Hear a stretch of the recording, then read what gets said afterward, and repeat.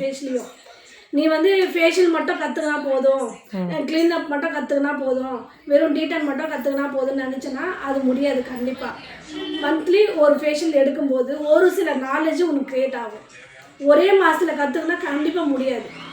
ஒரு facial service ஆகட்டும், ஒரு டீடன் ஆகட்டும், எதுவாகனாலும் டீட்டன்லேயே 1008 வெரைட்டி இருக்குது தெரியுமா?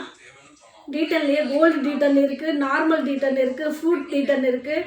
அது மாதிரி எக்கச்சக்கமான வெரைட்டி, அதாவது கம்பெனிக்கான டீட்டனும் இருக்குது. ஒரு கம்பெனிக்கும் ஒரு தனித்துவம் இருக்கும். அதே போல் தான் ஒவ்வொரு ஃபேஷியலுக்கும் ஒவ்வொரு டிஃப்ரெண்ட்டு இருக்குது.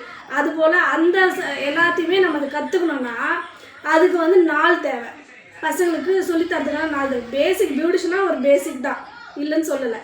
பியூட்டிஷனை பேசிக்காக நம்ம கற்றுக்கலாம். ஒரு 30 டேஸில் கற்றுக்கலாம், 1 மந்தில் கற்றுக்கலாம், 1 வீக்கில் கற்றுக்கலான்ட்டு இருக்குது. ஆனால் எக்ஸ்பீரியன்ஸ் ஆக ஆக ஆக தான் ஸ்கின் டைப்பை பற்றி எல்லாருக்கும் நம்ம பண்ணுறதுக்கான நாலேஜ் வரும், இல்லைன்னா வராது. அந்த ஸ்கின்னுக்கு எந்த மாதிரி ட்ரீட்மெண்ட் பண்ணலான்னு தோணும், இல்லைன்னா தோணாது. சரிங்களா? இதுதான் இருக்கிற பியூட்டிஷனில் இருக்கிற முக்கியமான நுணுக்கமான விஷயமே இதுதான். இதை தெரிஞ்சால் நீ பியூட்டிஷனாக மாறிடலாம். ஓகே.